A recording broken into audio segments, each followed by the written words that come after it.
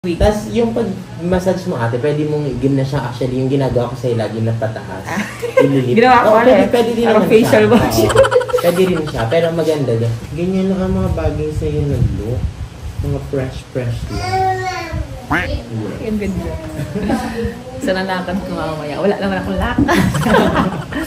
Nag-ano lang. Medyo ba? Diba? Fresh. Kailangan namin lumabas mamaya. Parang feeling ko magde-date na kayo mamaya pagkatapos Pero sayang yung makeup. True. Tutuwa naman ako. Ako may gawa nito, Diba? guys. Actually, Ginawa ko to. Parang nakikita ko parang na siya eh, nagpa-makeup ka na din na fresh lang. So, pabook na kayo sa akin. Joke lang. Ginagawa ng client si Jandy. Joke lang. Hindi kasi hindi. So we have here Jan Dayaon, ang isa sa pinakamagaling na makeup artist dito sa Camarines Norte. If you can remember him, siya po yung nag-makeup sa akin ng wedding, dun sa prenup and also dun sa family shoot. Yes. First family shoot ninyo. Yes, saka nung pa ako, maternity shoot. Yan. And magkakaroon po tayo ng one-on-one makeup lesson with Jandy.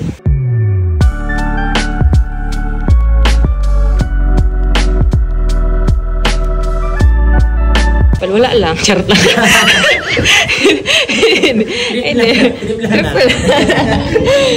Para din ma-improve yung ating nalalaman. Mga kailangan lang ng mga light makeup, at least mas alam natin kung paano maayusan ang sarili natin. Hindi, tinamutitin ko yun. Ginajudge kayo ni Rabay. Sino ba naman itong mga ito? Kaya naman Baby Rabay. Kasado ba Baby Rabay? Kaya talagang ginajudge ka. Wala ko dyan. Wala ko dyan. Ano titingnan mo? Yung kulot ni Jandy? Yung kulot ko o yung ilaw? Sa'yo nakatitig eh. Yung titig. Number 1, hygiene, sanitation. Taga-alcohol tayo. Alcohol? Iwas breakout sa face. Bibi, gusto mo rin. Bawal ikaw nito. Baka malaman ko, nagmi-makeup ka na din, no? Ako, lago tayo kay daddy mo. Wala pag-inom tayo ni daddy mo. Paluin yan si Jandy. Hindi naman makakabalik si Jandy dito. Lagot tayo, sus ko po. Ayan. Dito na tayo. And may mga free brushes na rin tayo po. So, first of all, yung facial mist. Ang pinakamaganda talaga na facial mist na na-try ko is ito, si MAC Cosmetics. Yung mist, i-spray mo lang siya buong face mo. Gano'n kalayo? As long as may sprayan lang muna ating buong face. Ganun, tikit lang. Tikit lang. Perfect.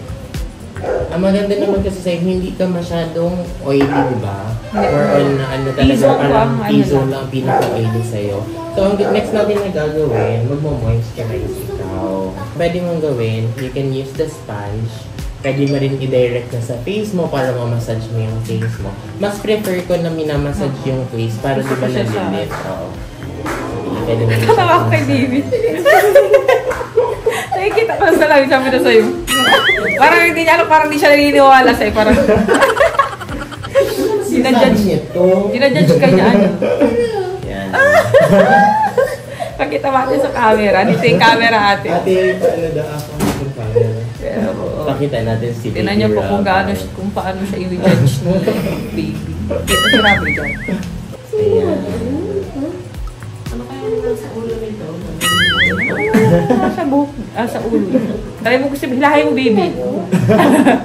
Gusto mo hilahin, Baby?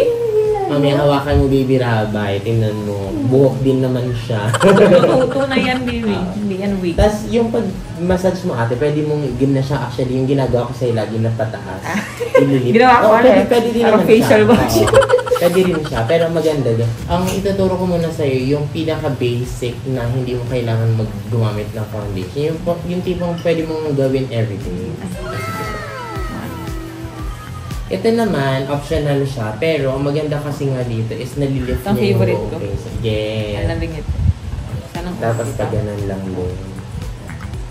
imamassage mo yung face mo and i-lift mo yung face mo using the ice cream. Perfect. Tapos, since na-mention mo nga na oily ka dun sa T-zone, pwede mo din ibabad siya sa T-zone. Ay, gano'n? Na part, oo. Para mas mag-closer yung pores. Tapos, sunod, lip balm. And si Ate Jack na lang kakahanin mo. Lip balm. Pero ako naman, ang ginagawa ko, nilalagay ko na si lip balm para habang ginagawa mo yung makeup, na-moisturize mo yung ano. Yes. Most of the time, ang pinaka-focal point talaga ng makeup, especially for you, yung kilay, yung eyebrows, yung eyeshadow, and yung pilik mata. Tapos the rest kasi kahit nga mag-konting blush on ka lang, tapos lipstick, tapos ka na eh. Kasi maganda yung skin mo. Pero, ituturo natin yung buong step. Una, ang ginagawa ko, nagbe-brow mascara ako. Yes. True. Brow mascara. So, for the brow mascara, so usually, ang ginagawa ko, up lang sila lahat. Tapos parang ang mangyayari dun sa pinaka-tail, ano mo lang siya, isusunod mo lang siya talaga sa ano mo, sa shape lang. Tapos papatuyuin na natin siya ng very, very light. Ayan, habang pinapatuyo natin siya, pwede ka na maglagay ng eyebrow gel. Ay, ba pa to? Yan naman, yan na yung pinakapampatigas. Yung eyebrow mascara, ginagamit ko siya para mapatiken yung eyebrows para natin. magmukha natural. Magmukha natural. Yan naman, para mag-stay on ano siya. Perfect. Ganyan lang. Actually, sa kilay mo, hindi ko alam kung napapansin mo. Sobrang bilis ko lang magkilay sa'yo most of the time. Kasi yan na siya. Hindi, wala tayong ginagalan mo lang tapos wala tayong galawin. Si strokes naman, ginagamit ko lang sa sa'yo. Diyan sa ano, para lang makompleto yung ano. Yes. Perfect. Susundan mo lang din yung pinakakilay mo. May sparse area kasi dito. Yes, yun lang. I-fill in mo lang siya. Napapansin mo lang, medyo droopy yung tail part ng brows mo. So, kumbaga bumababa siya. Para ano mo siya, another technique na ginagawa ng mga makeup artists. Nagbibigay ako sa inyo. Para nakaangat? May eyelash glue.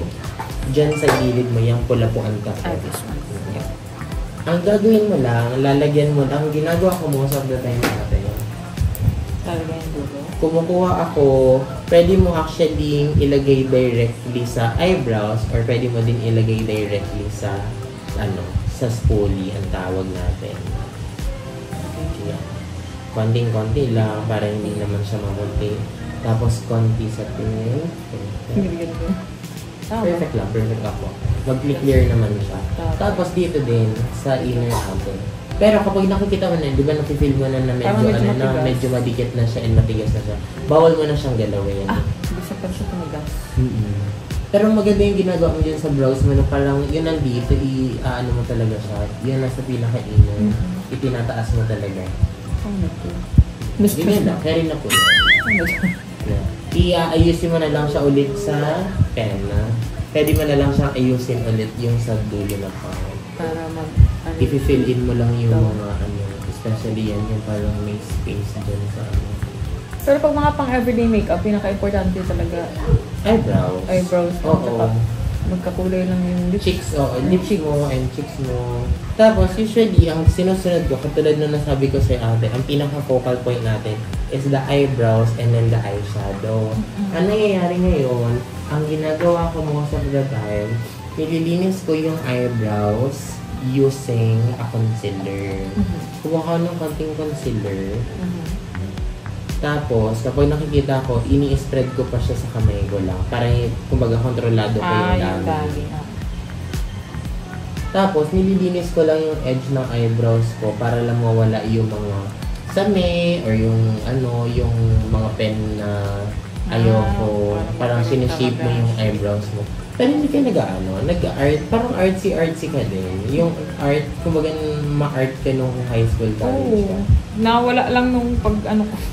Parang hindi ko siya na-focusan kasi. Oo. Pero nag-poster, maybe gano'n. Hindi ko, nagsala ako sa mga ganyan. Saka may ako dun sa yung mga lettering dati. Kasi nakikita ko yung pag-strokes mo ng brush. Nakikita ko na parang very precise. Hindi siya yung bara-bara lang. Kung parang may nakikita akong technique doon. Oo, nakanto ko rin yung kay Rob. Sabi ko, ano din ako sa ano. Hindi ko lang siya, kaya baga, sing kapatid namin kasi. Yes, oo. Digital animation. Kasi before kami na siya yung talagang mahilig. Mahilig sa ganyan. Talagang drawing kami, tapos compare kami ng drawing. So, parang naano na lang, siguro, natabunan na lang ng ibang hilig. Totoo. Usually, naglilinis ako ng eyebrow sa ilalim lang. Hindi na sa iba. Hindi na sa ibabaw. Kasi yan naman yung pinakamahalaga yung ilalim ng pang. Okay naman. Perfect. Tapos yung natirang concealer, kumuha ko ng ganitong brush. Itong brush na ito. Yung natirang concealer, kukunin ko ulit siya. Tapos, parang ini-spread ko siya din dito sa kamay ko. Para kontrolado ko yung dami. Tapos kino-cover ko na yung buong eyelids. Parang yan na yung magiging base ng eyeshadow mo para kumapit yung eyeshadow mo. Gano'n ka ang timpla nito dapat? Parang ganyan lang. Parang kailangan lang well-blended siya na hindi walang makapal na part, walang manipis na part. So kumbaga parang even. Yan ang, kailangan mo lang siya i-even out. Parang yan yung magiging pinaka-foundation ng eyeshadow para long-lasting yung eyeshadow mo. Concealer pala ang ginagamit. Concealer ang ginagamit kong parang primer. Tapos, ano ba ito? okay na siya. Importante din natin na malagyan yung inner corner. Perfect. Parang yan naman yung magka-cancel out ng darkness dun sa part niya. Tapos next, itong ano na to, eyeshadow brush niyan. Tapos itong isa pang eyeshadow brush. Dahil parang eyeshadow brush? Yes. So, ang ginagawa ko most of the time for eyeshadow ko, kumukuha ako nung yung fluffy brush muna ate ang gagamitin ko. Yung fluffy brush, idinododot ko siya sa pinaka-light na matte. Tapos nafe-feel mo yung crease mo. Actually, mafe-feel mo yung crease mo kapag hinawakan mo siya, yung buto. Dapat hindi ka lalampas dyan. Buo ba? Ito yung pinaka-basic lang. Usually, ang ginagawa, pinaghahalo ko lang yung medium na shimmer tsaka yung lightest na shimmer. Base na, tsaka Yan, ito? at tsaka Mix? Pinag-mix ko lang siya. So, kasi pinagbabalik-balik ko lang yung So, ayan po, nailagay ko na yung aking eyeliner. Sige din. Tapos, usually, nilalagay ko lang siya sa center. Yung parang dikit-dikit, parang di kumalat. Parang yan. Ganun lang. Sa gitna. Gitna. Center, perfect. Ganyan lang. Huwag mo na din siya ilalampas sa buon. Paano talagang pinaka, nito? Ang pinaka. Purpose itong shimmer, pampabuhay din. Pampabuhay siya ng eyes talaga. Saan siya mas magandang gamitin? Sa gabi o sa... Paganda siyang gamitin parehas. Ganda. Ganyan lang ang mga bagay sa'yo na look. Mga fresh look. Ang ganda. Sa nanakan ko mamaya. Wala naman akong lakad. Ano lang. Ang ganda. Ngayon, ang gagawin na natin, since na-finish naman na natin halos lahat, doon na tayo doon naman sa base nung pinaka-face natin. Color corrector. Ang ginagawa ko lang, nilalagyan ko ng color corrector. Kunyari, red na lang ito. Nilalagyan ko ng color corrector, itong inner lang na to. Diretso ka na to? Pwede mo na siya nilagyan. Dito? Ako. Ano karami? Konting okay, perfect na yan. Ay, grabe. Tapos sa kabila, ganun din. Sarap sa iba. All your face, ate, saan mo nakikita yung darkness? Kumbaga, saan mo nakikita yung medyo Ito, maitim na dito, saka dito. Perfect. Yun lang din talaga. Parang yan. Ilalagyan mo din ng pula. Red pala to. Ano ko Dark or medyo nagsasalmon yung tawag nila. Salmon. Tama lang yung lagay ko. So, ang ginagawa ko most of the time, ginagamitan ko na lang siya ng finger. Tap-tap lang? Tap-tap lang. Para hindi yung skin. Doon lang sa area ko. Doon sa area kung saan may darkness lang. Which is usually sa ilalim ng mata. Usually, yan, paligid yan hanggang sa ilalim. Totoo. Yes. Lalagyan mo rin dito. Color correct mo lang din siya. Yan. And then, lalagyan tayo dyan ng color corrector. Ako, nakikita ko siya na okay naman na siya. now, na meron na tayong ganyan, color corrector. Actually, kung saan mo lang din nakita yung darkness, doon lang din ako naglalagay ng color corrector and concealer. Hindi na ako naglalagay sa buong face. Unless, magpo-photoshoot tayo. Kasi kapag photoshoot, makikita mo na, kapag zino mo, makikita mo ka yung mga makeup at walang makeup. So usually, lalagay mo lang din siya doon sa nilagyan natin ng color corrector. Pwede dyan ito. Ganyan ako nakarami. Yes, okay. Enough na yan. Tapos ito ang iyong foundation brush. Ang ginagawa ko for my foundation brush, kumukuha ako ng concealer. Usually, ang ginagawa ko actually, ate, pwede mo na din dito eh. Pwedeng dyan sa kamay mo or pwede din directly na dito mo siya i-blend. Ganyan? Isang lahat na? Iubos mo na? Hindi naman, parang ganyan. Tapos, nilalagyan ko lang din yung part na nakikita kong dun yung kailangan ng coverage. By tapping motion. Enough na ba? Tapos, pwede mo siyang gamitin ng beauty blender to blend everything. Pero dubbing motion lang din. Parang ang purpose ng is more on pang set. Ang alin po? Finish yan. More on pang finish ng blending. Tapos dun mo makikita kung may kailangan ka pang ilagdag ulit, bawas. Okay. Yan. Parang di ba parang nagiging seamless na yung blending.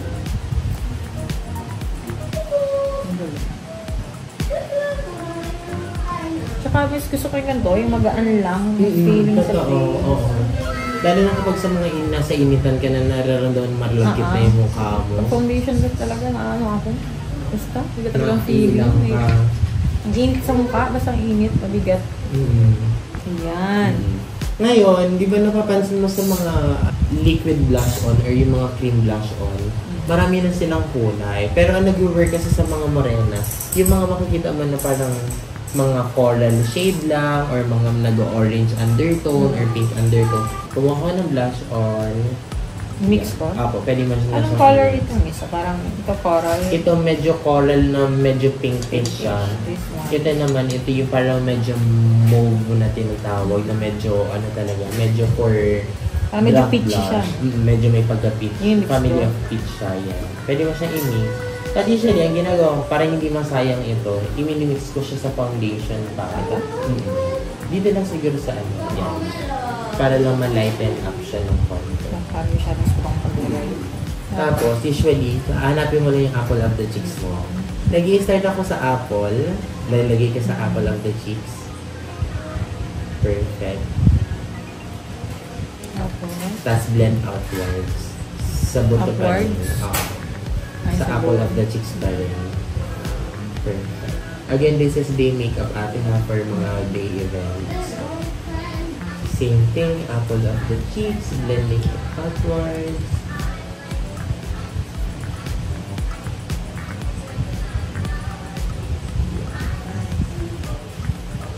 Perfect.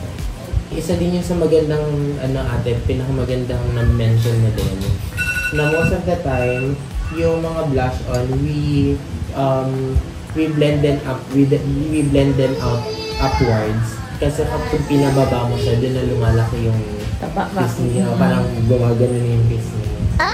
So most of the time, maganda talaga sa siya. Doon lang siya nakafocus. Tapos yung mga excess mo ng na blush on, pwede mo siya ilagay sa pinaka-tip ng nose. Para yan yung naka-fresh din. Isa sa maganda naka-fresh ako. Pero ganun din, dubbing motion lang yun. Tapos, since di ba nandito yung blush on mo, maganda rin na naglalagay ka ng blush on to connect sa center lang ng nose. Pero yung mga excess na lang natin na blush on. Para lakas lang maka-fresh, maka-drunk mo.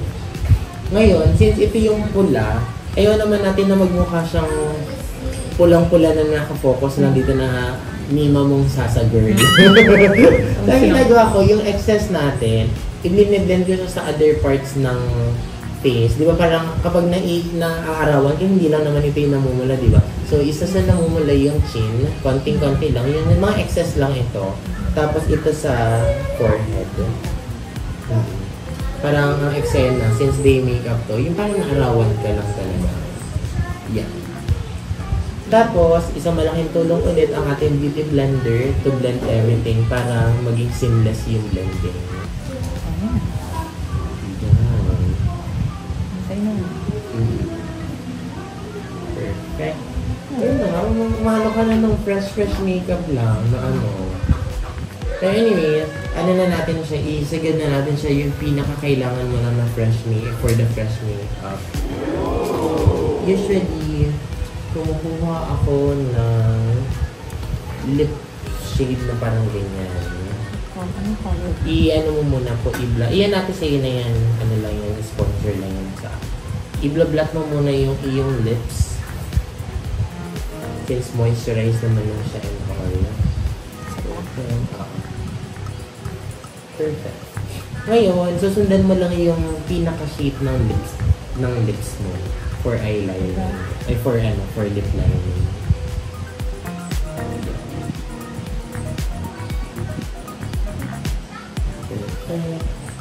Pwede kang sumobra, i-highlight ko lang ate. Usually, ang ginagawa ko, nag-lip line, nag-overline talaga ako ng labi para mas full yung lips. Pero, iiwasan mo mag-sobra dito sa gilid kasi yan yung parang Ito? Oo. Kaya yung parang napipil na nakaganon ka na ano lip. Parang halos naglalayo sa kulay ng lips. Ano po? Halos Hindi hindi naglalayo. naglalayo. Oo. Yan yung mga mag-gawin ng lips for natural, for everyday makeup lang. Ang tinuturo ko for my student for everyday makeup, yung mga gloss lang, ililip liner mo siya tapos i-gloss mo lang para very natural and very fresh lang yung atake. Kasi yan po yung lip brush na disposable. Sama ko ba ito sa lip line? Actually, sa buong sa buong lips lang. Parang yan na yung pinaka magsaserve as your lipstick. So, parang lip line, tapos gloss na lang. Pero yung iba, binubuo din nila yung lip. Oo, may mga ganon. Kaya lang ako kasi medyo na-harshan ako kapag yung mga everyday makeup lang. Yung laging naka-matte lipstick lang. Pero ano siya, optional siya again. Yan lang. Parang lips mo lang din, pero mas ano lang. So ngayon, para tumagal, di ba para mention natin na pinakamabilis na mawala yung blush on. Para tumagal yung blush on mo, ang ginagawa ko most of the time, dinadoble ko yung coverage ng blush on. Gamit naman ng powder. Para kumbaga yung powder blush on yung pang set mo ng liquid blush on. Usually, ang ginagamit ko is Melba lang for you. Tapos kung paano mo in-apply yung blush on kanina, ganun lang din. Starting ka dito, tapos dab-dab lang ulit.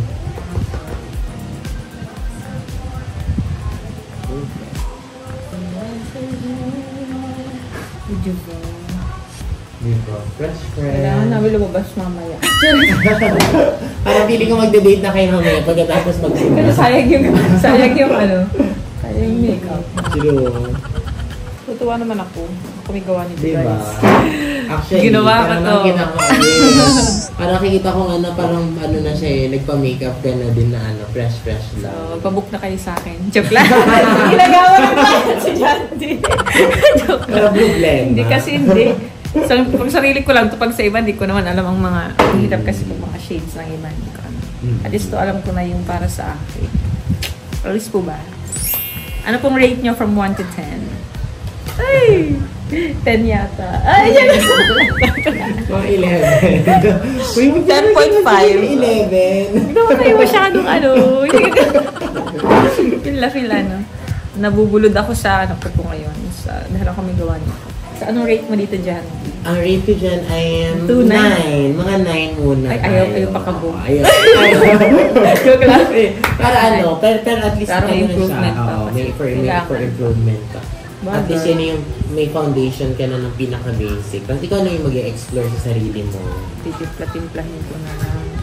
Timpla-timpla na lang.